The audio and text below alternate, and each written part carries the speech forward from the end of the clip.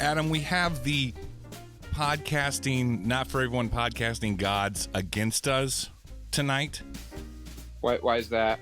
Because you're on FaceTime right now. You're not in Adam's corner at the moment. Right. So what that usually means is you're going to phone it in, probably play video games, not be engaged in the show, just kind of say, yeah, right. Could you tell I was playing video games right now? Yes, I can tell you're playing video games. I can hear the clacking of the PS4 controller. It's the Switch. I'm playing Smash Brothers, but give me a second. I'm listening. I'm here, Bobby. I'm here. I'm part of the show. I called you out in the first 30 seconds of this episode. Yeah, you're a wise man, but you're astute. I can always tell when I'm looking at your popcorn ceiling that probably is packed full of asbestos, and there's like a meth lab boiling over in the apartment above you. It's good for my kid. Stain in the ceiling. So I'm going to need you to put the Smash Brothers down because we have a lot of factors not in our favor tonight. And I don't want to set a bad pace or a bad attitude for the rest of the show, but I'm Sure. The reason I bring that up, one, you're already not engaged. You're playing Smash Brothers, and I'm staring at your ceiling. You already established that, right? Yeah. And two, I am staying clean this month, so I'm stone cold sober. Didn't you just literally say just now that you were going to get weed? No, I'm not drinking. Oh, okay. I'm not drinking, okay? So we're going to need you to, get on tonight. Get on it. Look, I just hop up and lost down. In my game. I lost in my game. You happy? I just lost some 12-year-old online. You happy, Bobby? Did he call you a... No, there's no talking in between. That's what I like is I can't hear what the little calling me while they're beating me as Bowser and I'm playing as Samus. All right, this is what I'm talking about. This is a little better already. It's enough of that. I'm done with that. It's a little better already. No, yeah. Stay with me here. I need you to. I need you to drive the show because I'm sober. You're not. So what you could do is you could drink for the both of us. Oh, it's good. It's real good. Is it a sign that I have a problem if I look at you drinking Evan Williams through a iPad screen? My body kind of convulses with desire. Yeah, that's a sign of a problem, Bobby. That's called alcohol addiction. But hey, it's quarantine time. That's what we all deal with. You know when you take that first sip of booze, either at 7:30 in the morning for me? 7:30 in the morning for you. Try more like 4:35 for me. Usually, you feel the endorphins release from the back of your neck all the way down your spine. No, for me, it's more like the constant weight of life that I carry just right in my chest, like that anxiety of everything just barreling down on me. That starts to dissipate with that first sip of sweet booze. Yeah, I was hitting about a $750 a week there for the last year or so. I started to get the feeling that maybe my wife was onto that. Because what do you mean a 750 like a 750 milliliter? What are you talking about? Yeah, milliliter. So this is a 375, and I polish one of these off I'm not a complete tailspin piece of shit, Adam. I'm trying to keep that. Oh, you know what, Bobby? Every time I've talked to you about that, you're like, nah, that's like 2 drinks a day, Adam. You're fine. It's fine. And now I'm a tailspin piece of shit. Fuck. You tailspin piece of shit. The point is, I started the wife was like, yeah, you're drunk again, eh? Like that kind of thing. I'm not going to call you out, but I'm calling you out. I'm like, all right, you're right. I was like, maybe I'll stay sober for a day. And then she's like, let's stay sober for a month. That's the difference in you and I, Bobby. I never get drunk unless we're doing this. Like a little buzz that I want to maintain constantly throughout my life. Tell me about it, bro. Right? This is getting really depressing. Can we move on to something about other than our fucking alcohol problems, Bobby? Thrill me.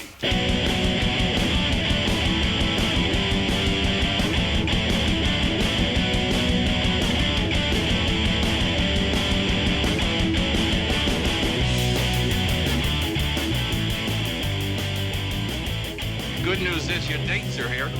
What's the bad news? They're dead. That'll do, pig. That'll do. That'll do, That's pig. from Babe. Babe 2, Pig in the City. George Miller. Soros. George Miller directed that. Are you shitting me? No. Wow. Mad Max's George Miller directed that? Oh, yeah. Babe 2, Pig in the City will not be the movie we will be covering tonight on tonight's episode of Not For Everyone podcast. We're still in audience recommendation year. It's gone from January into February. Tonight will be The Devil's Nightmare. It's our first Belgian film. It is a Belge. It was a Belge. It was from the Belge of the Bulge. Yeah, it's a good one. And this one came by request from Chuck. He requested it like last year, and we kept putting off the audience recommend. We just never got around to it, and we owed him this one this time. And I will say, so far, audience recommendation month this year has been grand slams. Wait, what all did we watch? Bad Taste. Great. Brain Damage. And great. Now Devil's Nightmare. You know, we're 3 for 3. Should we just give up on the audience recommendation after this one so we don't watch a stinker? We got to do one more for J Blue 5. I'll give you a hint. It stars Emilio Estevez. What do you think it is? Here's another hint. It's not The Mighty Ducks 2. Men at Work. Good guess, but no.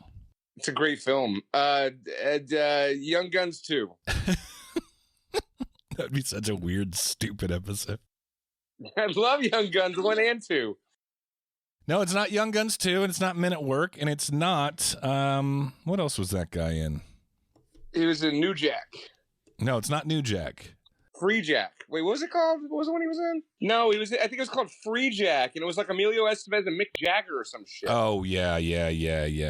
Is it that? No, it's here's another hint. It's an anthology. Dude, just so you know, Free Jack is totally the kind of movie we would watch for this. It's not Free Jack, but one day maybe we'll watch Free Jack. It's Nightmares, the horror anthology Nightmares. I've never even heard of that. Are you serious?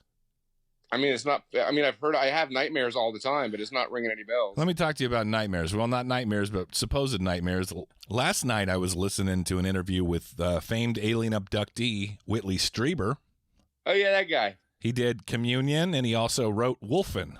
He wrote Wolfen. The guy that wrote Wolfen. I was listening to an interview with the guy that wrote Wolfen last night. Yeah, awesome. Famous alien abductee Whitley Strieber. He doesn't refer to them. He was portrayed by Christopher Walken, but I think that Walken kind of Walkened it up. First of all, Whitley Strieber never really refers to them as aliens or extraterrestrials. He refers to them as the visitors, which I find weird. And the other thing in this interview, it was on a podcast called Paranormal Podcast. The host, Jim Harold's like an old school, like kind of paranormal podcast radio guy. Really, really good show.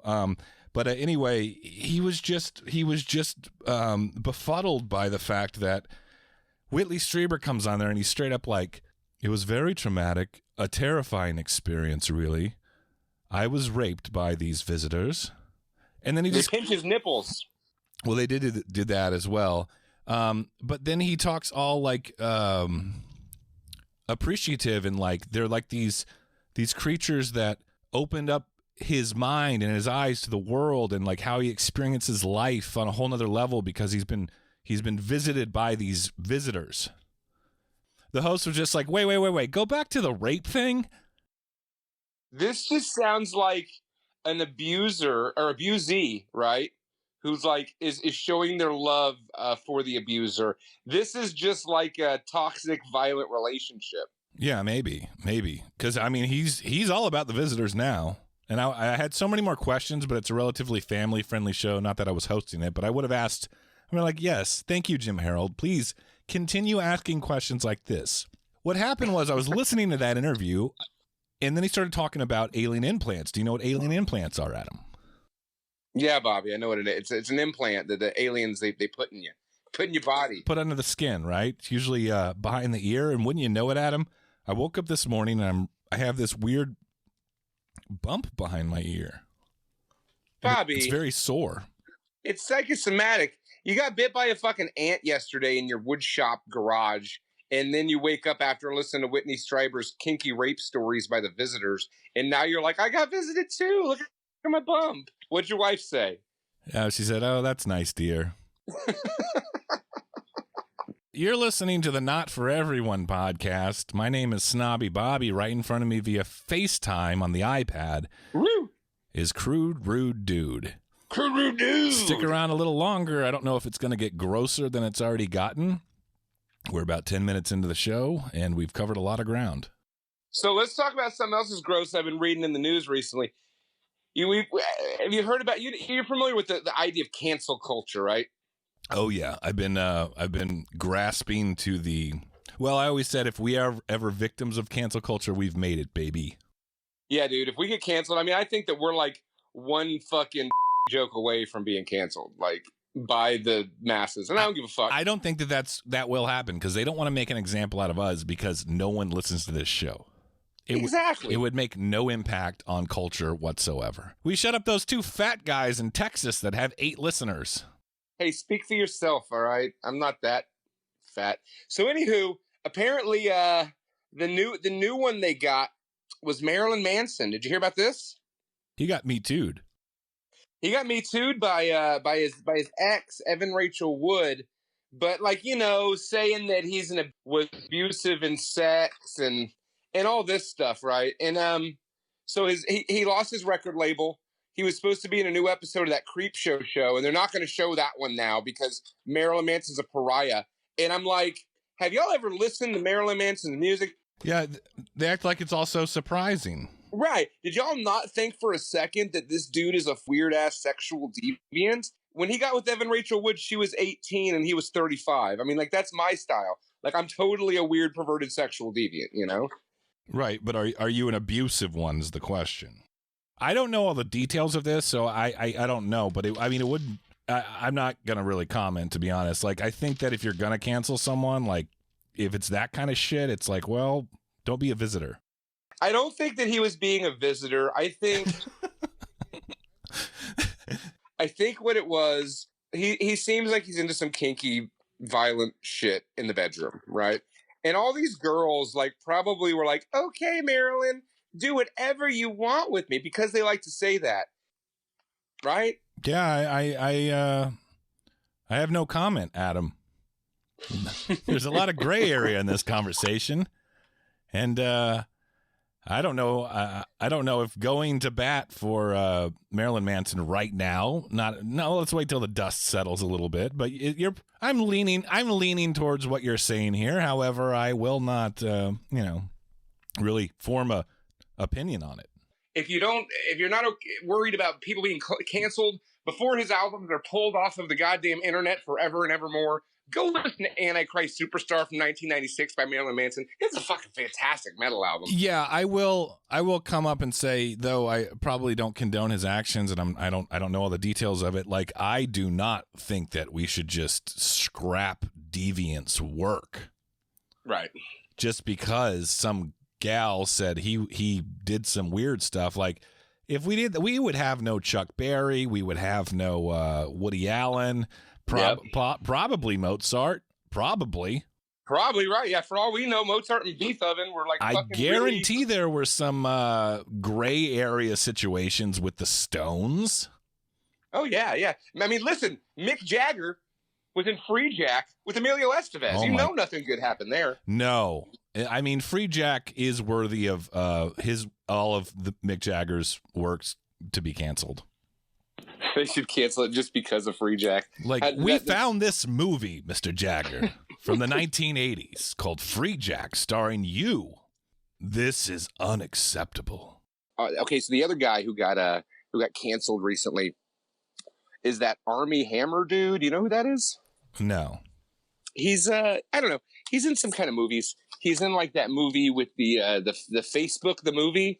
What was it called? It's like he was Zuckerberg. I don't know. But he was in that that's one. Jesse Eisenberg, and the movie is The Social Network. It's directed by David Fincher. No, I never saw it. But he was in it. He was one of the guys in it. I guess he didn't play the Zuck. But anywho, so he got in trouble for like sexting with women and like saying that he wanted to cannibalize them. Just like, I want to cut out one of your ribs and smoke it and eat it. I mean, that's a real thing in Hollywood, though. What, the cannibalism? Let's not go down. Oh, yeah.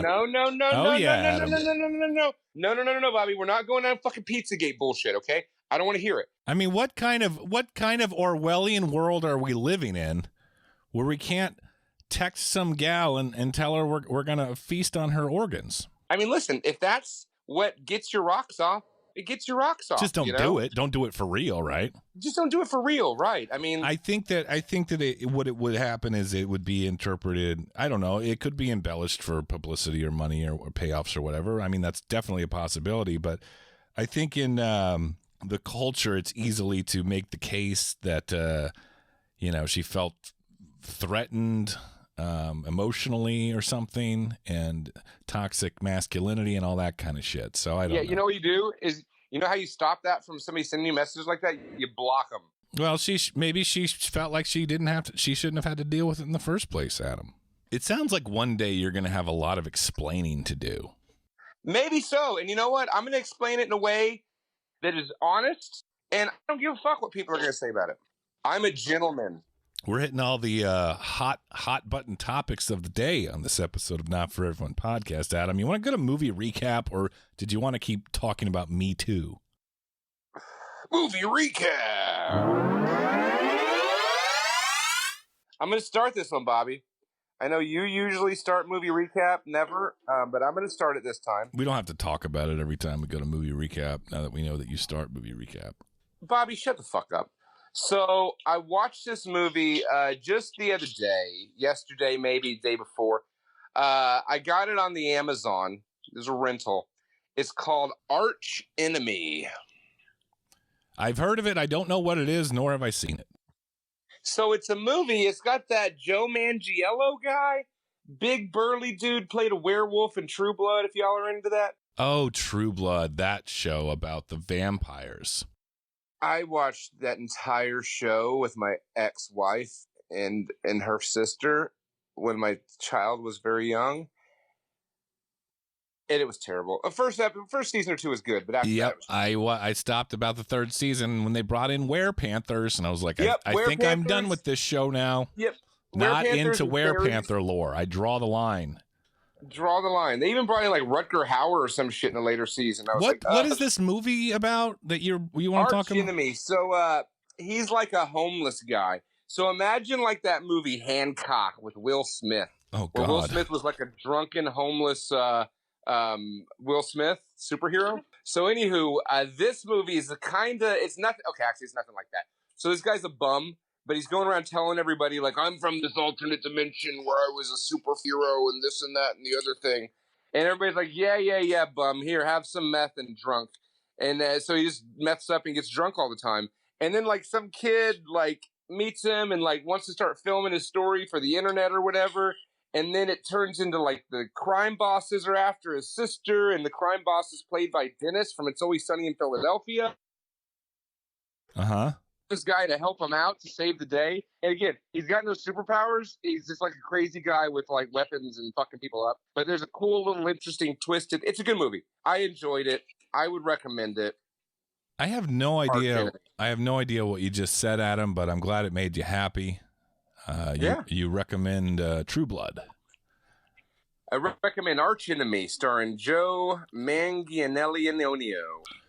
Wonderful. Well, I watched a classic action-adventure movie from 1991 on Saturday morning because I said to myself, hey, Snobby Bobby, you don't like rolling the dice on movies you've never seen before in hopes that they might be better than your favorite movies that you've already seen. Wait, isn't that the whole point of this show? No. Oh. So anyway, the what'd whole you watch, point Bobby? of this show is for us to become better friends, Adam. Well, it's not working. Tail spinning son of a bitch. Tails spun. I've already wrecked. And I said to myself, I don't want to watch a movie that I've never seen before. It might be shitty. I'm going to watch a movie that I already know is good. And that movie's name is Point Break, starring Keanu Reeves as Johnny Utah, a former football player and now FBI agent sent to infiltrate bank robbers that are supposedly actual summer never-end surfers. Bodie, played by Patrick Swayze, and Keanu Reeves' partner, Papas, played by Gary Busey. Remember when he says, What does he say? Talking to the microphone. What is that fucking line? You don't need to. We don't need to spend 7 minutes. You trying to remember a line from fucking Point Break? It's so good though. Everybody's already seen that. You're gonna Google the line from Point Break?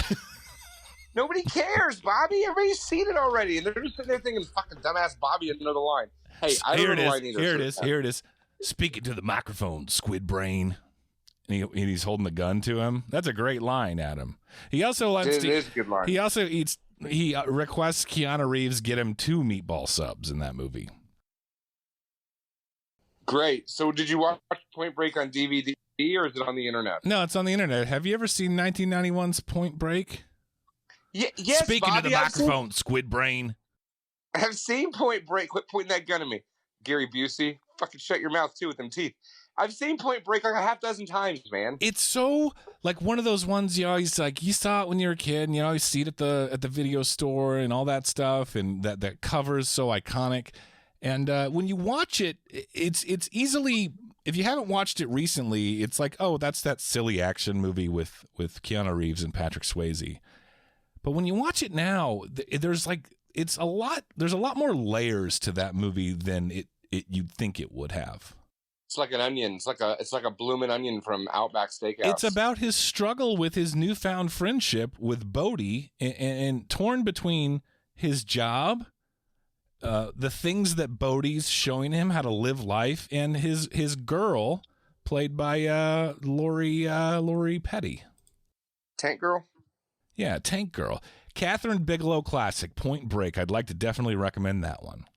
Yeah, if you haven't seen Point Break, go watch fucking Point Break. Really, y'all. Come on. How are you watching this, listening to the show and not fucking seeing Point Break? Speaking to the microphone, Squid Brain. All right, we get it. So I watched another movie, Bobby, another Amazon rental.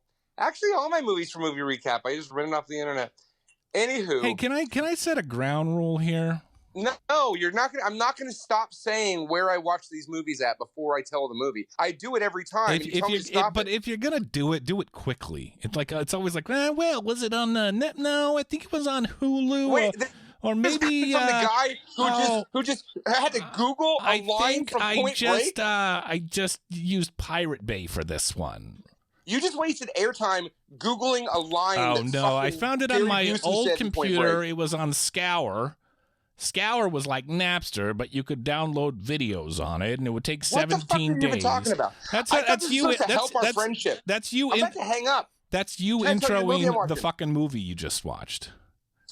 So wait, let's take a beat here. Adam. No. Adam. Shut the fuck up. Let's practice. Shut up. Adam, what did you watch for Movie Recap? Shut the fuck up, Bobby. So I watched a movie called Psycho Goreman. Oh, yeah. What platform is that on?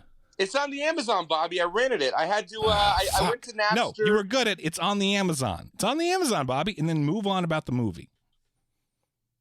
Listen, I'm not following your rules.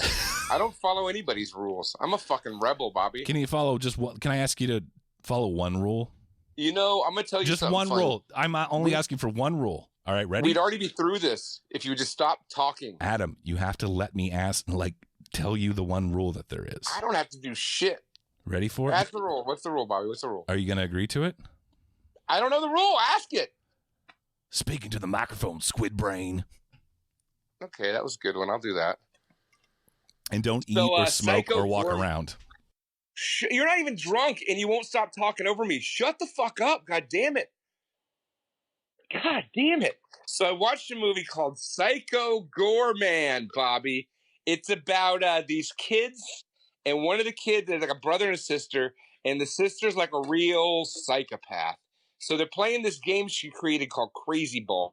You can tell from the way it starts, it like seems like kind of like a kid's movie, like, you know, with the teens, they're like kind of like prepubescent teens, and like, you know, from the 90s or something. And so they're digging a hole in the backyard, and they end up opening this ancient casket where the Archduke of Nightmares has been hidden away for 10,000 years. He's like kind of like a Cenobite type character, like a ethereal bringer of evil and death, right?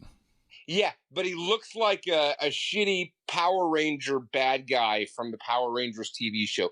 All these people look like rejects from Rita Repulsa's like line of bad guys. I gotta say, Rita Repulsa, I like the way she was put together. I like that big cone hat. I like a double cone hat on a lady. Yeah. So what happens in this movie is this girl has control of this killer monster, and it seems like a Power Rangers show, like it really is that cheesy, but it's just super crazy fucking gory and hilarious. And there's other monsters that come to fight him, and one of them is like a big pot, and there's like body parts in it, and like shoots blood out of its gun hands. And there's like another weird robot thing, and it's all just bloody and gory and fighting and funny. It's good. I recommend it. Isn't this from the folks that brought us The Void? Yeah, it's from one of the guys that made The Void. And The Void was like totally, that's one of our lost episodes that you can hear it on the Patreon, patreon.com/not for everyone. That's one of the OG only Patreon recordings. It's not worth listening to though. I like The Void better than Psycho Goreman, but they're totally different things, you know? Psycho Goreman is like zany, silly, hobo with a shotgun, Power Rangers mashup. Sounds like I like that better than The Void. And The Void was just like straight up Hellraiser, Lovecrafty, and dark and ominous and evil and gory and stuff. The Void wasn't fun. I want fun. You'll like Psycho Goreman. The Void was very fun for me. I'm sure it was. But I sold my soul to the dark gods aeons ago. Also, they're making action figures of the toys of the characters from Psycho Goreman. They're going to look like Kenner action figures, which is great. So go buy those and watch that movie. The end. Adam, where can the folks at home watch Psycho Goreman? On Amazon. Boom. Well, I got to talk about badass evil creatures in the real world, Adam. Oh. I watched a documentary. Oh, great. Do you have a hunch that it's some sort of paranormal, UFO, esoteric, Bigfoot documentary? That's the only kind of documentary I expect you to watch. Either that or like rock and roll documentaries or whatever that shit was about baseball. Oh, yeah. Ken Burns' baseball. Have you watched that yet? No, I'm never going to. Well, you were right the second time. It's a rock and roll documentary. Gotcha. It's called The Rainbow. Now, if I said, Adam, I watched a rock and roll documentary called The Rainbow, what would you suspect that it's about? Ronnie James Dio.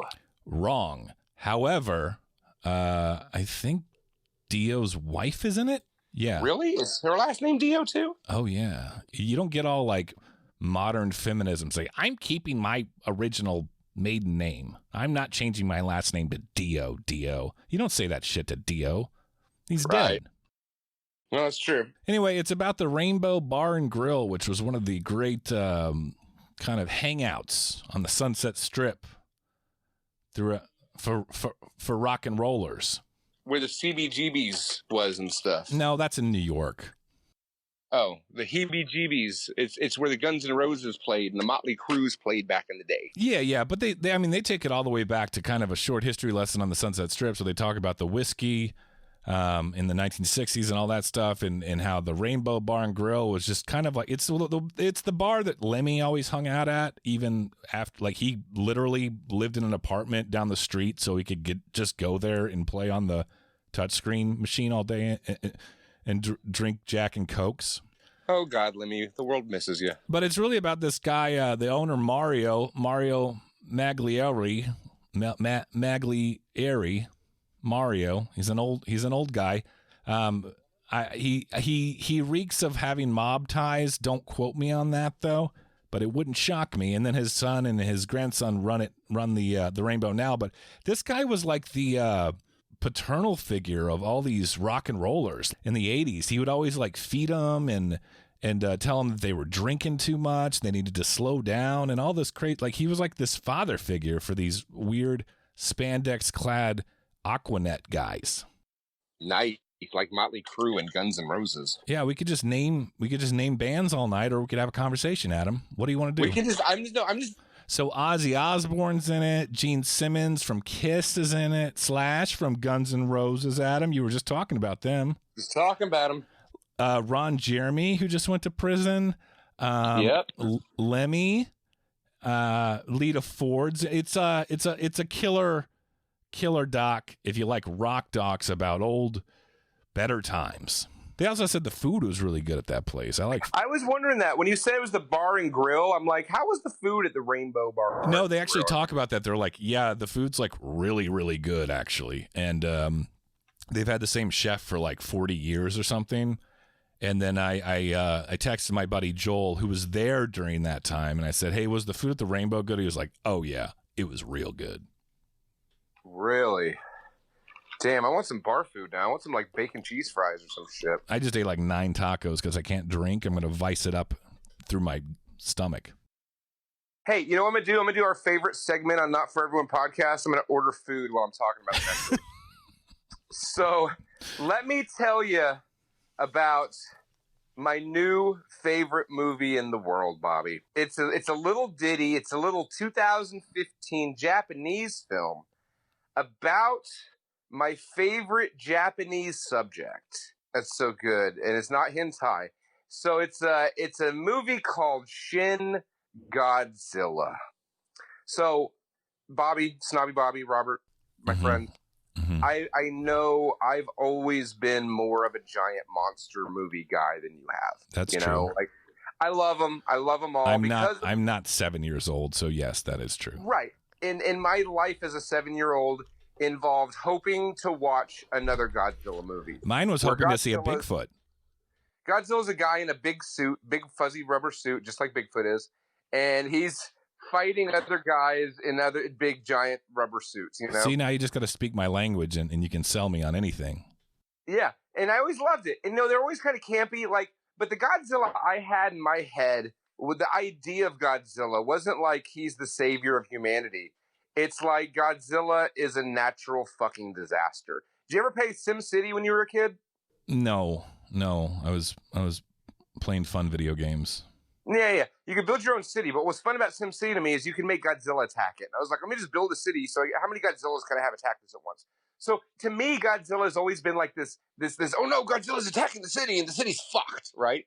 So this movie, Shin Godzilla, is exactly that. Godzilla is attacking the city, and the city is fucked. So it has kind of a bureaucracy. How's the city going to take care of this angle to it? Is that fair to say? Yeah. So the whole premise of this is this, right? It's not like there's no tacked on love stories. There's no background. The characters, all the human characters in the movie are, as you said, it's the bureaucrats. It's the prime minister and the guy who leads this department and whatever. And they're like, what the fuck is happening?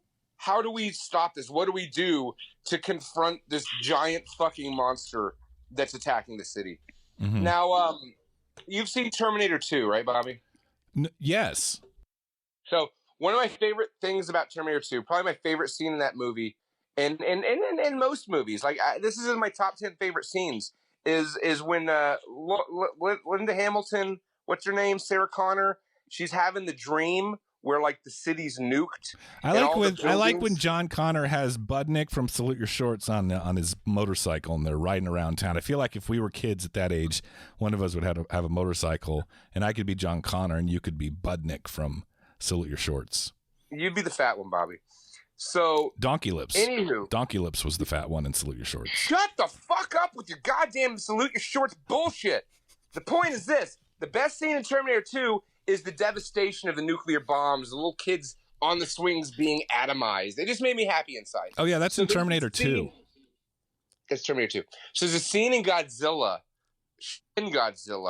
where this, like, nice, melancholy piano music starts playing in the background, and Godzilla just, like, opens up and blows hot hellfire out of his mouth, and it just shows all of the buildings in the whole city just being incinerated and just burnt to ash. And then he starts shooting fucking lasers out of his back and blowing stealth bombers out of the sky. It's goddamn beautiful, Bobby. This is also like soft piano music. Mm-hmm. I'm such a sucker for that thing where they show horrendous things happening with like nice mellow music with it. Yes. What comes to mind is when we saw the 9/11 video. What a wonderful. I think to myself, that one. Yeah. Louis Armstrong. Louis Armstrong. That was in one of them Michael Kami Moore movies, though.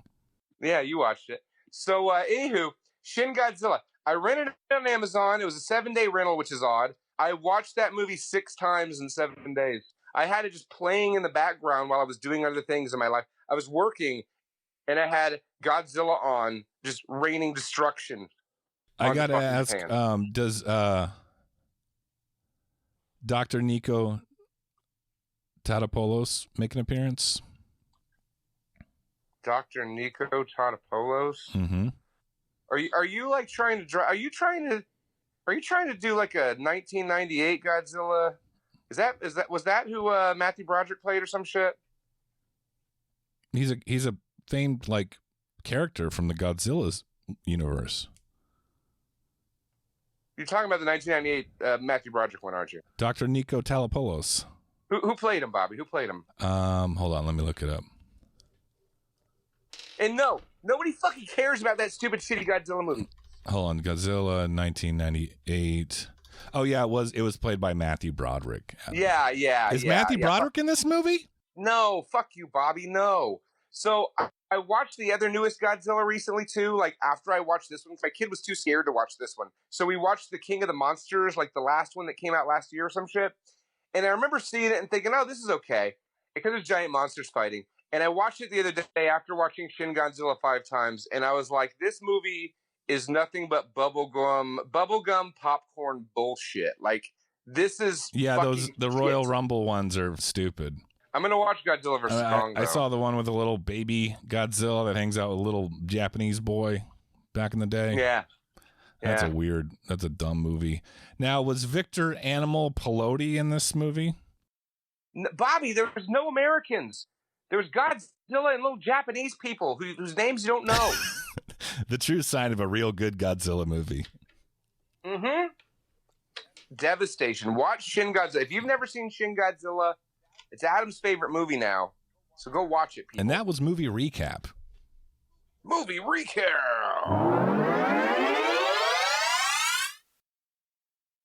What is that sound? What sound? It literally sounded like you were unzipping your pants just now. No. Why is that such a guilty sounding no?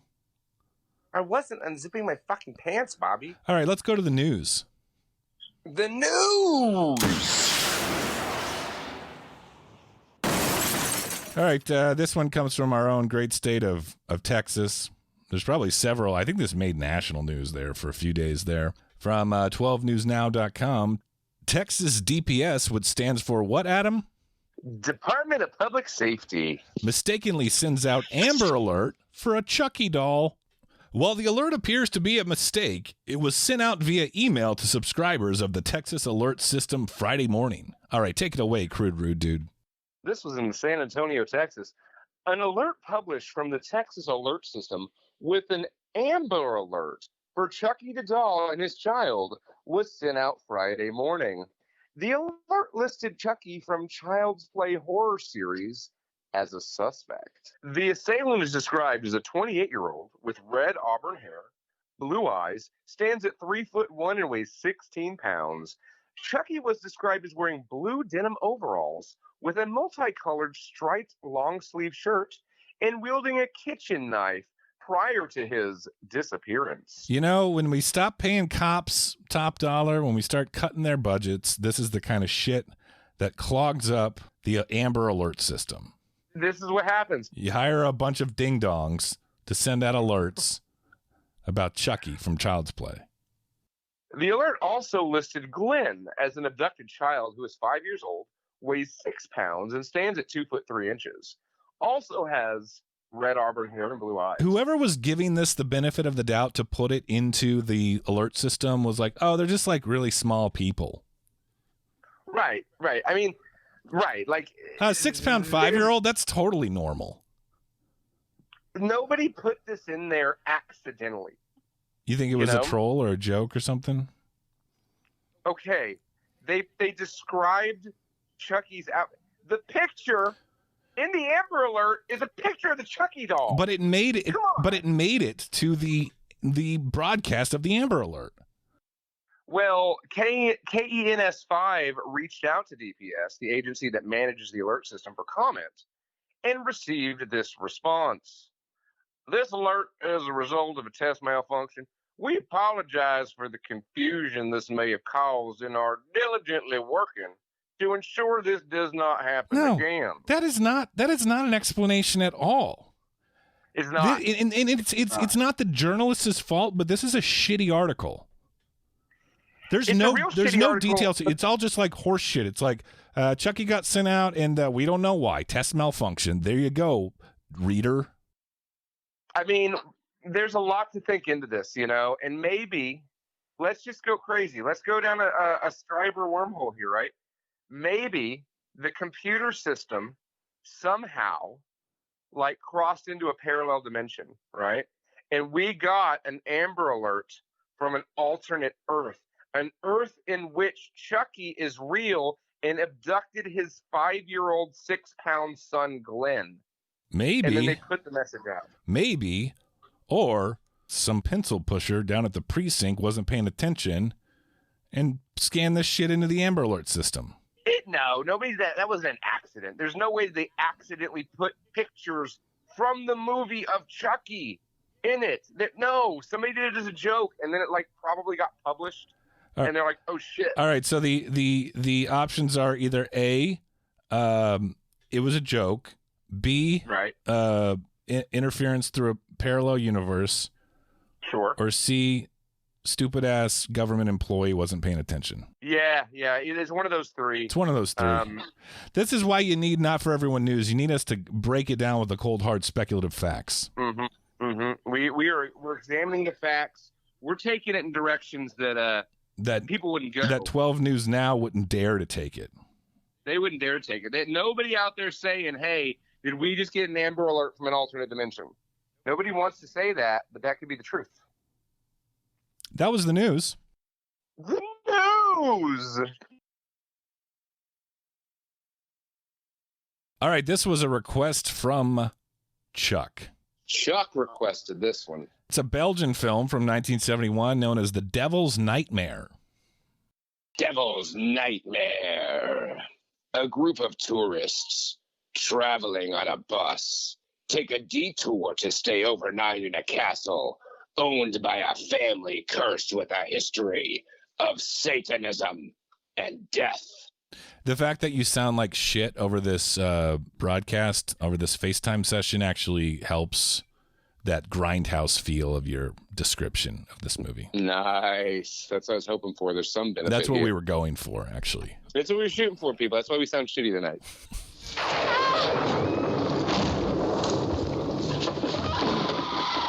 Did you hear that? What is a succubus? Oh, a kind of vampire, I think. You're mistaken, Mr. Mason. They give the name of succubus to demons that adopt feminine appearance in order to seduce man and lead him to perdition. You again. What are you doing here? Why do you ask? You're not pleased that I've come to visit you?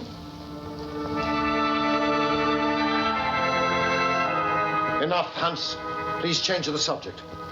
You've too much imagination.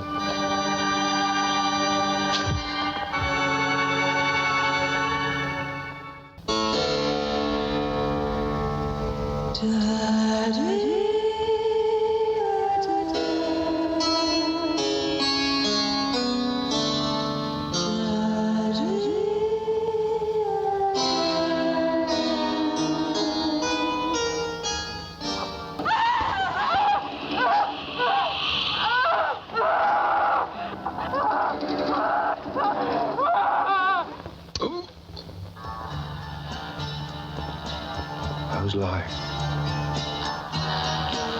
I did have a daughter. I killed her. You speak defiantly because your body is protected. But admit your thoughts are troubled. You desire Lisa. What if I could completely undress in front of you? Do you think that I could be a succubus? Well, if you help me a little instead of looking at me like that.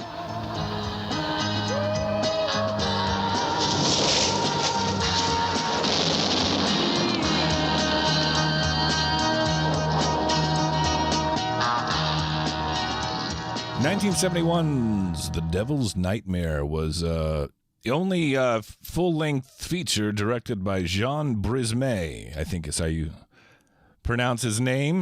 This is a Belgian movie. We learned through the very boring special features of this film that Belgium, they speak both French and Flemish. Flemish and French. It just depends on what part of the goddamn country you're in. And there was a whole to-do about do we have a French film school in Belgium, or a Catholic one, or a secular one, or a Flemish speaking. There was a whole very boring story about that, so we're not going to go down that road. Who was the guy that was doing that interview? Was that the director? Yeah, that's the history of Belgian cinema. Belgium actually has its own stamp of horror movies. Right. Let's make it look like Hammer, but also make it feel Italian with like less gore based on what I've seen, and also replace gratuitous gore with, I would call it like Euro trash erotic softcore pornography. Yes, yeah. Softcore Euro trash Skinamax in there. I want to say a lot of like the lesbian vampire stuff came out of Belgium. Don't quote me on that. You know, God bless the Belgians. God bless whoever's making that lesbian vampire stuff. I love that shit. Who doesn't love a good lesbian vampire flick? Now, this movie, The Devil's Nightmare, doesn't have any vampires, but it does have lesbians, so we're halfway there. We're halfway there. And you know what? The lesbians are the best part about that. It's not even the vampires we give a shit about. It's starring Erica Blanc, who's the star of the movie, playing a succubus, actually. I guess a succubus, a seductive vampire, a succubus, they're kind of in the same ballpark there. You know, there was a whole scene at the dinner table where the crotchety old man was talking about it, and one of the guys was like, no, a succubus is not a vampire. He's like, it's a vampire. And they're like, no. I stand corrected. Don't make me call back to what they said in the whole goddamn movie about it being a vampire. You might remember Erica Blanc from The Night Evelyn Came Out of the Grave. No, I don't. I don't remember her from anything, actually. Well, just this. Yeah, well, she's in The Devil's Nightmare from 1971, which is the movie we'll be talking about tonight on the movie podcast. Devil's Nightmare. Now, this one starts out with a really wicked, awesome shot of World War II stock footage. A lot of good stock footage used in this first 10 minutes of the film, yeah. Uh-huh. Absolutely. And we noticed that are they Nazis? I think they're Nazis. Yeah. So it starts off in 1945, and there's bombs over Berlin, like your old singer's old band. And then it's black and white. The whole intro is black and white. And there's some lady just like moaning in a bed, but not in a good way, you know? It's like she's having a baby and she's dying. That is not a good way to moan. No, that's not a good moan there. So it's a childbirth going wrong, and there's a baron Nazi, because she's a baroness, and her husband is the baron, and he's a Nazi. If you're a baron, I'm pretty sure you're at least your relatives were Nazis at some point. There's barons from other places, I think. I don't think baron is a strictly German thing. Maybe baron is the German term for it. I don't know. So this broad dies in childbirth, and Baron Nazi is kind of sad that his wife's dead, but he doesn't really care much about that. He cares about the sex of the child. Is it a boy or a girl? Before we get into all the profound themes of this movie, Adam, I got to point out Nazi Baron looks. I refer to him in my notes as Duracell battery Ronald Reagan. Remember them waxy, those creepy waxy Duracell battery people from the commercials? No, you don't remember that?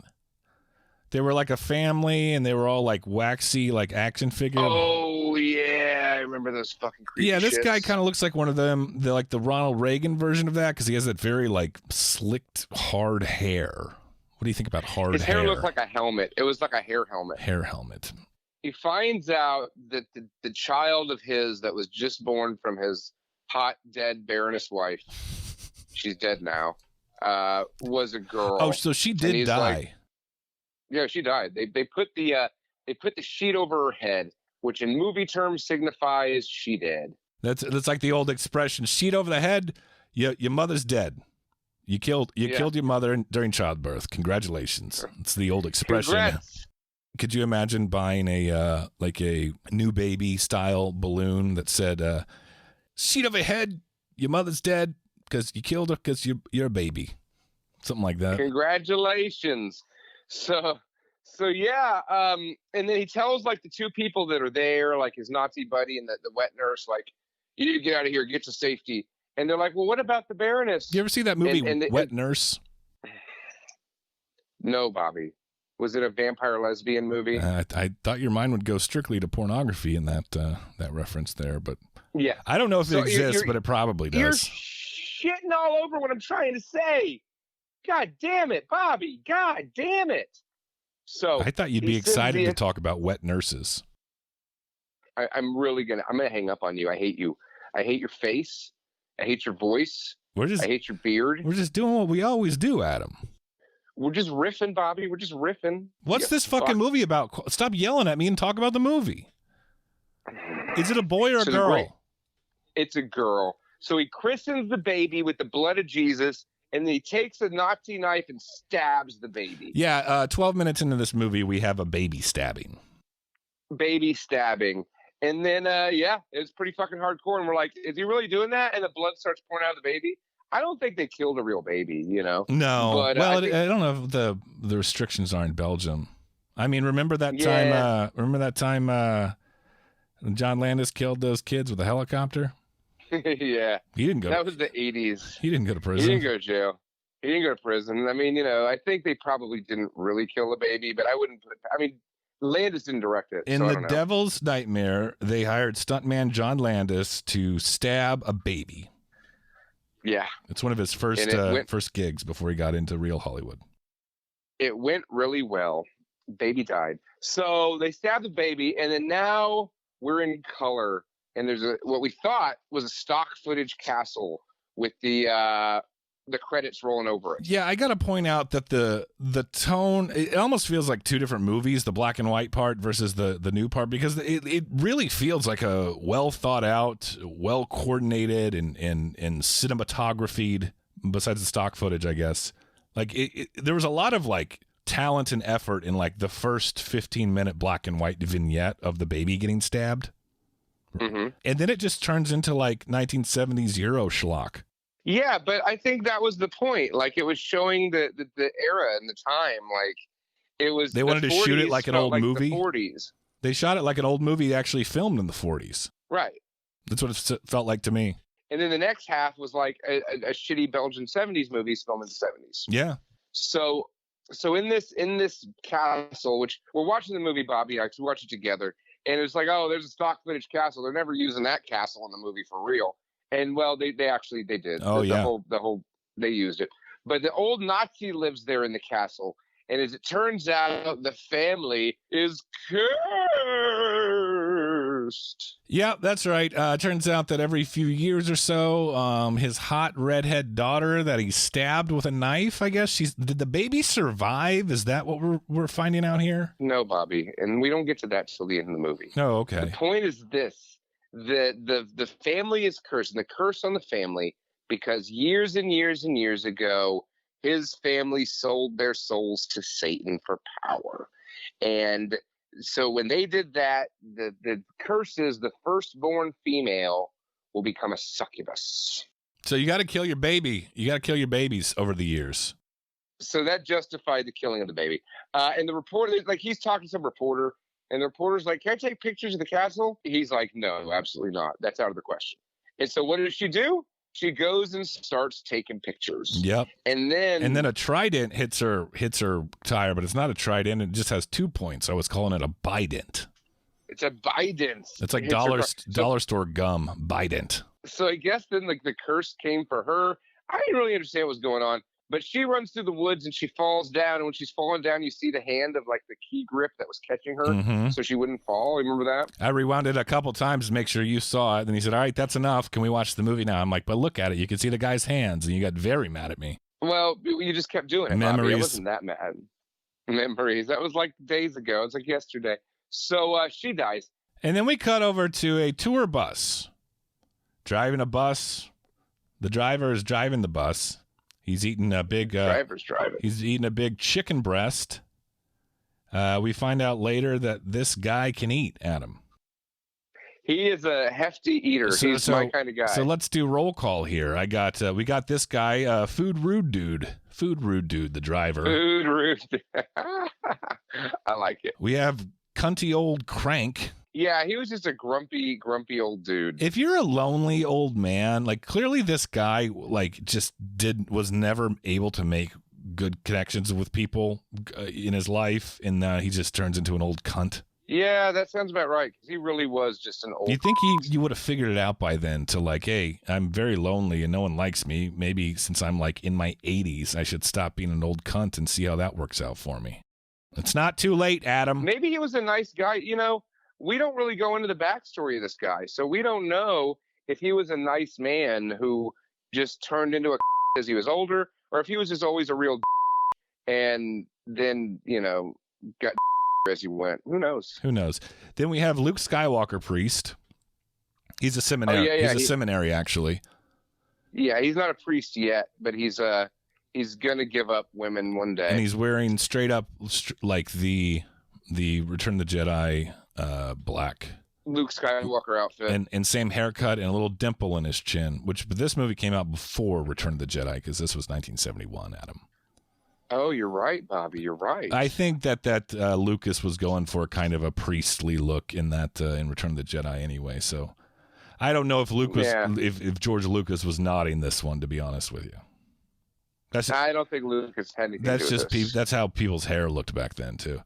Then we got Ryan Gosling and his cruel, petty wife. Yep. We have this sleepy Aryan lady, and I gotta say, Adam, for someone as a member of the master race, she sure does like taking cat naps. If she was with a 7 dwarfs, she'd be sleepy. Oh, she would not be Doc. That's good. Yeah, that's a good one. She was hot. She's the hottest broad in this movie. She was very 1970s attractive. She was definitely had a good bit of that 1970s hot going on. And then who could forget her friend, the brunette that tries to have sex with people, including the sleepy lady. She's great too. So that's our cast of characters, and they're going along, and the old man is like really angry and mean to the fat driver, who's not really that fat. He just likes to eat. No, yeah, this was back in the day when like fat was like kind of fat because people weren't enormous yet. Right. Yeah, I guess so. There wasn't like the only real big fat guys back there were like Dom DeLuise and like Jackie Gleason. Like that's it.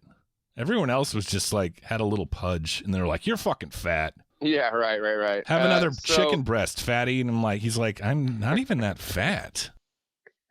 But he did just keep eating. He just wanted to eat. I think we're just projecting now. And I'm fucking hungry. We keep talking about this chicken and fatness. I'm like, God, I want to be fat. We got to point out, too, while we talk about these characters, each one of them does indeed represent one of the 7 deadly sins. Apparently so. We didn't realize any of that until later. But, yeah, that's a theme, I suppose. What do you think the fat guy that's not that fat represents? It's gluttony, Bobby. Yes, it's certainly not lust, because this guy does not get laid. He does not. You know what though? You look at that guy. Like he could get laid. He can get laid. He'd rather eat, and like, you know, I get it. I mean, I'm just like, can't we do both, baby? That's my game. Remember when George Costanza tried to like eat a sandwich after sex? Like he kept it in his nightstand. That's a great episode of Seinfeld. Yeah, okay. So, anywho, they're driving along. You know, the old man's yelling at the other guy. All right, so talk to me. They're all in the bus and they're going where? What's happening there? They're going to somewhere, and then they get stopped because the road's blocked off. And there's a weird fella in the field. And this fella's really fucking weird looking. And he's wearing white gloves, and he has a pitchfork. He's standing in front of a fire or something. And he's like, you can go stay at the castle. Yeah, I want everyone to Google the name Daniel Immelfork. That's the actor that played this gentleman who looks like kind of like Jackie Earl Haley meets Nosferatu. So, which is not a pleasant looking human. Not a handsome man. We'll call him Dracky Earl Haley, Adam. Dracky Earl Haley. Well, luckily he's not in the movie that much. And he's burning shit in a field, which is always never a good sign. when you see a why ugly man burning shit? things in a field. Adam, have you ever burned things in a field and creeped out a bunch of tourists? Yeah. I mean, I've never freaked out the tourists, but I've totally done some burning. We don't get a lot of tourists around here. Yeah, we ain't got many tourists out here, but I'm a burner. I'm a burner for sure. Yeah, he says, hey, you can't go any further on the road here. I'm the devil, and the ferry's closed. You can't go any further. Yeah, they said the ferry was closed. One thing that you don't like is when ferries close, Adam. Nothing you hate more than a closed ferry. Really, Bobby? These are the jokes you got? I like my ferries wide open. So anyway, they go back towards the town, the other direction, because the ferryman, the ugly guy, told them to go back. Maybe you can find some shelter at the Baron's mansion there near town. He says to go to the castle for lodging. Lodging, that's the word. And so they head back. And then it shows the townsfolk, they found the body of the hot reporter chick that got eye-dented in her tire. And they find her corpse, and there's like a burn on the arm. And they're like, the succubus has returned. And then we cut back to the other people. And they're showing up at the castle. And like something falls from the top of the building. And so the Ryan Gosling guy makes his move to hit on the slut, and it goes real well. It goes real well, and his wife is not happy about this because not happy at all. Those kind of ladies do not like when you flirt with more attractive, younger women. Ones. You know, that's why I just always stick with the younger ones. You know, that's one strategy. So they don't even, no one really answers the door, even though they have a butler. I don't know what the fuck that guy was doing. He's creepy. They just walk in. They're walking like, we don't have any other choice. There's nowhere to stay. We might as well walk in and see if we can find somebody, because otherwise we're stuck sleeping in the weird van, which would be kind of cool too, though. Well, the door opened itself. It was like a Kmart. Like you walked up and it just opened. But I don't think they had opening doors on their own back then. Oh, but so it had to be something supernatural.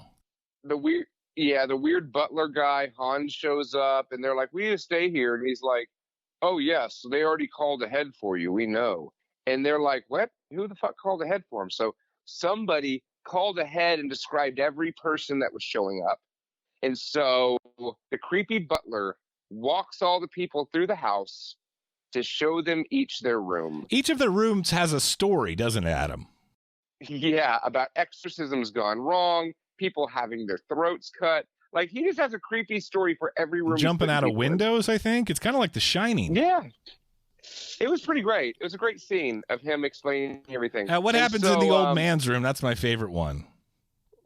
Well, he goes to the old. He's like, "Oh, the room's musty." Oh, I hate a stuffy room. And this is all dubbed, by the way. Sounds like a fucking Norwegian cartoon dubbed with English or whatever, David the Gnome style. Mm-hmm. And I hate a stuffy room, things like that. And so then we get the Baron's. He's playing with his chemistry set, and the driver packed a bunch of sausage in his. He opens his bag, and there's just food in there. There's like 4 kinds of sausage. I was like, I love this food. I want him to pack my bags next time I just leave the house for any reason. Be like, oh, well, I put your sausage in there for you. I put 3 kinds of salami. I put 8 bratwurst. It's just that's the way to live, man. That's the way to live. I'm coming back with White Castle for you. You're a good food packer. I want like a pet kind of fat guy that packs my bags. Yeah, you just throw sliders at him. Adam, I got to be at the airport on Saturday. Can you come over Friday night? You got them sliders, Bobby? You got them sliders? So then the last 2 girls, they're like, well, we don't want to stay in a room alone. It's scary. And they're like, well, we can stay together. So they get a room together, and there's immediately a 7-minute lesbian scene. Yeah, and I mean, it starts kind of escalating, and then they cut away, and I was like, oh, well, that was like fairly tastefully done. I mean, I guess you can't push the limits too hard in the 1970s with this kind of stuff. And it cuts to another scene. And I remember what it was, probably the fucking old man bitching about something. And right. And they're like, that's pretty cool. And then it cuts back to that scene like 3 more times throughout the movie. And then there's like, it cuts to like her in a bathtub. Like they change rooms. Like it's a whole like drawn out, sweet 1970s European lesbo scene. It's so great. It's so great. And they're like, she's like giving her a bath. And she's like, "You'll never get clean on your own." Yeah, because she's so tired. She's too tired. She'll fall asleep and die. So you got to keep her awake with cunnilingus. So yeah, there's a lot of that sex scene, and then they go down to dinner, and the Baron tells the story of his curse, which we already explained, and then one more hot broad shows up, and we forgot to mention there's another character that lives there. It's the youngest brother from Malcolm in the Middle. Yeah, it's Dewey. Dewey from Malcolm in the Middle playing a tired old lady. It's weird. It's real weird. So Dewey's there too, serving food, and some other broad shows up, and this is the red-haired broad, like the main red-haired broad, and she's like, "Oh, let me in," and Dewey's like, "No, get out of here, bitch," and then Lurch comes up, and is like, "Let her in, there's a room," and so she comes in and comes to dinner, and apparently she's the succubus. So was Lurch in on it, is my question, because Lurch blows the cut, or is he just stupid? What do you mean? Like he couldn't pick up what Dewey from Malcolm in the Middle was putting down. Like he was like, right. Like he was either in on it or he's just dumb. Yeah. So I don't know. I don't know if is he in on it with the devil and the succubus. You're saying? Yeah. I don't know. It's possible. Nobody knows, Bobby. It's one of the great mysteries of histories. Mm-hmm. So then the priest in his room, and like the succubus just like appears and then disappears and reappears and disappears. Really bad cuts from like 70s style filming. Yeah, jump cut succubus is. I mean, if a girl can jump cut like that, I'm all in. Let's party. Oh, I'm all in. That seems like a lot of fun. Like a lot of. Where'd you go? Oh, I'm gonna find you. Boo, boo. Oh, she's over there. Boo. But we got to point out that the priest is. He's like, well, that's weird, but he's not. He's resisting this evil. Is the point I'm trying to make. He's not tempted by the devil snatch. There you go. It takes a lot of willpower not to be tempted by the devil snatch. Oh, I would be dead. I probably already am dead. The devil snatch has already got me repeatedly. Yeah, you're in the web of the devil snatch. You've been in that for about 15 years. Living in the web of a devil snatch. It'd be a good song, Bobby. Sing it better. Sounds like a Wasp song. It does. We get to Fatso, and Fatso goes downstairs to the kitchen, and there's a sumptuous feast laid in front of him by the succubus. He represents gluttony. And she's like, "Oh, you want some more? Oh, eat some of these lobster heads. Oh, eat a whole fucking chicken." And he's just eating all of it. What I'm realizing about this succubus is she will do what she has to do. Like a traditional succubus is like a sexy seductress from the devil. Mm-hmm. And when I think seductress, I think of penetration in some form. Did you say Patrick Swayze? Penetration. Oh, yeah. Something like that, some sort of sexual endeavor. But this gal knows her audience in this case, and she just is like, that guy's too fat. He just wants to eat. I know that. Why would I even try with my sweet redheaded vagine? Yeah. Yeah. He doesn't even like, hey, does the carpet match the drapes? He's like, oh, 4 lobsters. What a feast for us. I'm like, ugh. Graphic close-ups of him like eating and like all drinking food. wine. Yeah, there's all this grease and shit all over his face. He represents gluttony, Adam. And then he dies. He chokes to death, and his starts like green stuff starts coming out of his mouth, and he's dead. So he's dead. And then next, the wife goes looking for gold. The bitchy wife, right? She with the younger husband. She saw treasure down in the Baron's laboratory. He's an alchemist. She's like, I'm gonna go steal this. Yeah, he's an alchemist. So she wants to go turn leather into gold. It's true. That was the thing. He did have an alchemy lab. So she goes down there, and the succubus is waiting for her. And there's all this gold powder, gold flake. It looks like glitter from Hobby Lobby or Michael's craft store, Adam. Yeah, glitter. That's exactly what it is. And that's what the broad wanted, the wife broad. And so the succubus gets her too, and she gets sucked down into the glitter mound. So far, not too much gore. I guess it gets a little more gratuitous from here, but we got the fat guy just had like blue ooze out of his mouth and he died. Yeah. And then this lady gets like quicksanded into a bunch of glitter. Which is, I mean, that's pretty cool, actually. She got consumed by her own desires, you know? It was cool. It was a cool scene. And I mean, that's the kind of like the point of all these deaths is they're consumed by their own desires. Her husband, who was flirting with the brunette that wants to have sex with all the people, they were flirting earlier that night in the lounge area or in the observatory. Foyer. Yeah, what is that called? I'm trying to think of names of rooms in the game Clue. The drawing room. That's not one. I don't know what you're looking for. Anyway, they're like, yeah, we're going to meet up later at midnight after my bitch wife goes to sleep. After my bitch wife goes looking for treasure, let's go somewhere and fuck. Yes, exactly. And that's what they do. And they meet in an old dungeon staircase, go up the stairs there into like the antique room, the attic or something. And we forgot to mention they found a dead cat up there earlier, but who cares? Oh, yeah, there's a dead cat. You can see it breathing, by the way. Yeah, Belgians aren't into realism, it seems. You can see the dead cat breathing. It's been impaled on like a candelabra. Okay, next. So fast forward. Ryan Gosling and the girl that wants to have sex with all the people storm upstairs on one of those circular like dungeon staircase things, and here comes old Red Death herself. The Devil's Snatch. The Devil's Snatch. So she gets there and she catches them while they're playing pretend and playing hide and seek, and there's a guillotine up there, right? So she cuts off the guy's head with the guillotine. Yeah, how did he really get his head in that guillotine? She put him there. All right. She used her strength, her succubi strength. The Devil's Snatch. And so then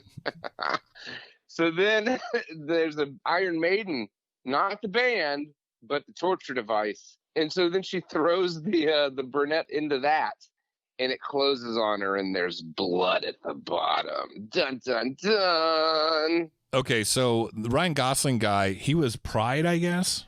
You know, I don't know. I was trying to figure out, okay, fat guy's Gluttony. The wife, I thought Greed. she was Envy. Greed. But she was Greed. I don't think there's even 7 characters here. Yeah, you know what? I did think that it was just later on, like when they asked the succubus, she was like, oh, those people were all killed while committing mortal sins. Mortal sins. So the old man was cranky and yelling. Yeah. So the old man upstairs. slighted God with the mortal sin of being a cunt. Yeah. And so she throws him out a really high window and he gets impaled on stuff. And then the sleepy broad, like she lets the snake in her room and the snake kills her. Sleepy gal has Alice Cooper's pet snake comes in, and then it cuts away, and then it cuts back and she's dead. And there's no explanation as to how this very benign looking snake murdered this sleeping lady. Right. Who knows? The succubus says these people were all committing mortal sins. She was taking a nap. Like napping is a mortal sin now? I mean, it looked like she got in her workouts if she had to, you know. She didn't look like a lazy person. She just liked to take naps. I mean, what more could you ask for in a gal is a sexy blonde that likes napping. It was after midnight. Why can she not be sleeping in the middle of the night? So now she tries her luck again with Luke Skywalker. With the Luke Skywalker priest. He's all that's left. But he will commit no mortal sin because he's a bad motherfucking Jedi. There's some pretty cool seductive scenes with the priest when she's wearing her little peekaboo outfit.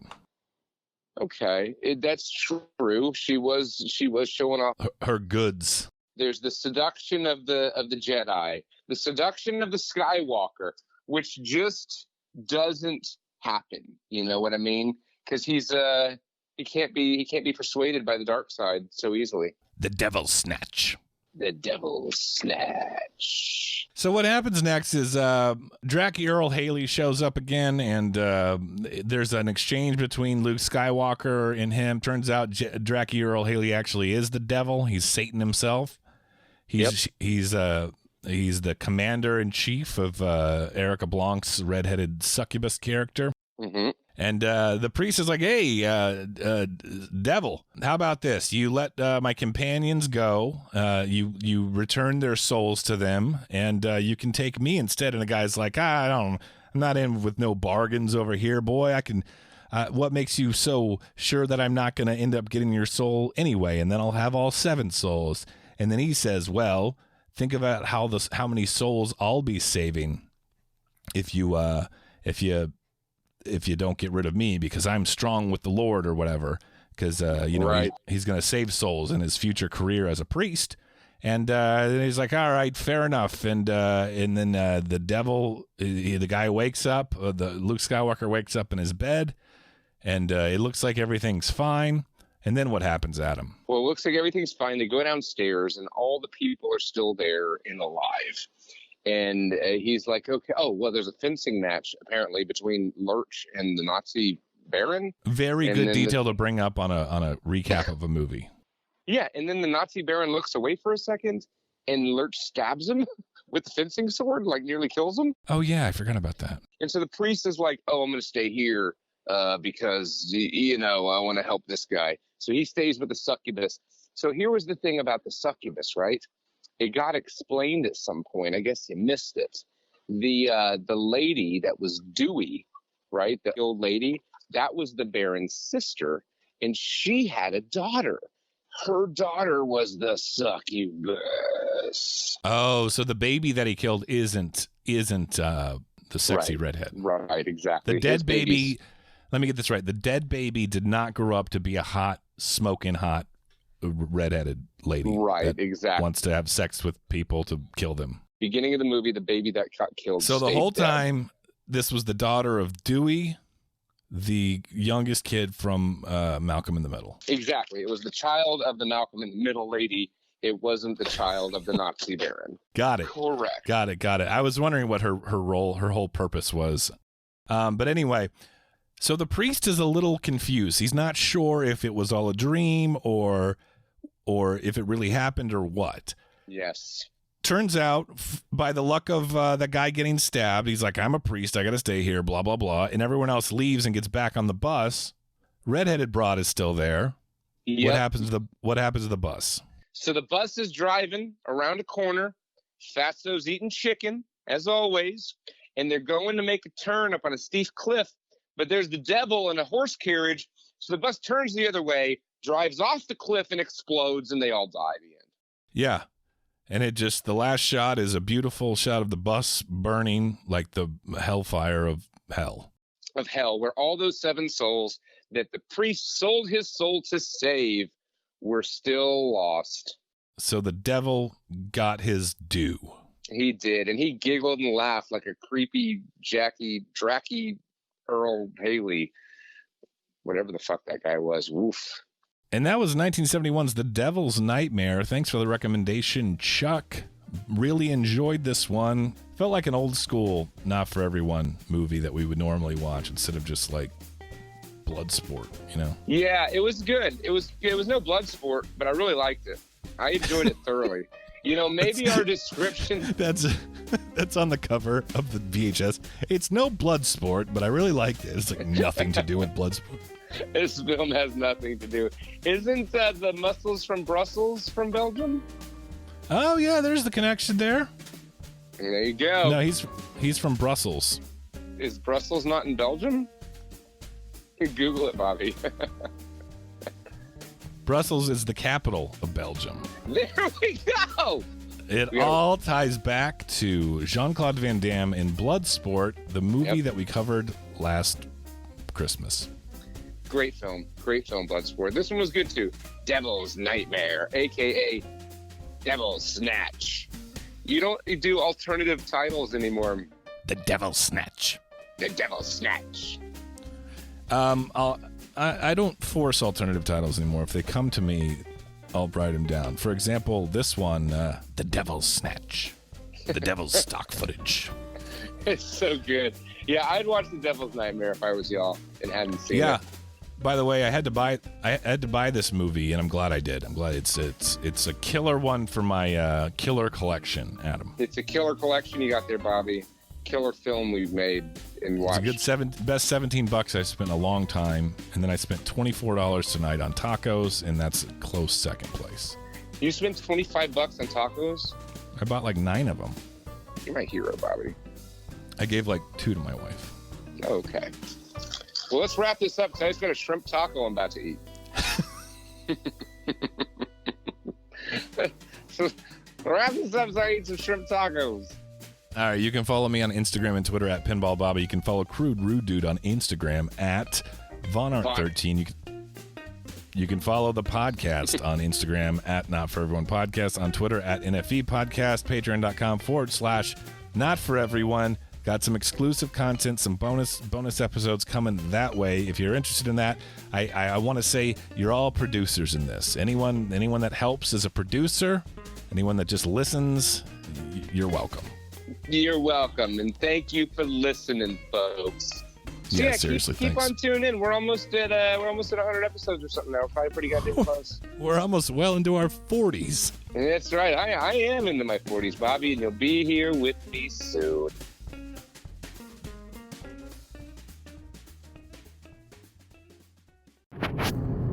Hello. I don't want to tell you my name, but I'm calling because I hear you guys talk about me on your show. I am, for better, how you say, I'm the wolf monster guy. I was there on New Year's, and I just wanted to explain myself that it was not a prank or what do you do. What I was trying to do was I had not shaven for the whole 2020, and so I had gotten my body hair had gotten a little crazy, and so anyways, my girlfriend thought it would be funny to lock me out of the house, and I was running around town like just trying to find a razor, and none of my neighbors or friends or the little ones, none of them would give me a razor, and so I got very upset, and I was really roaring and everything, and I was really getting angry, you know. I hadn't bathed for a few days too, and so I know I probably smell really awful, you know. So anyways, I'm not a werewolf. I look actually quite handsome, you know. But so they just caught me on but it was a bad year. Last year was a bad year, and that was a bad night for me. But I'm a lot better now.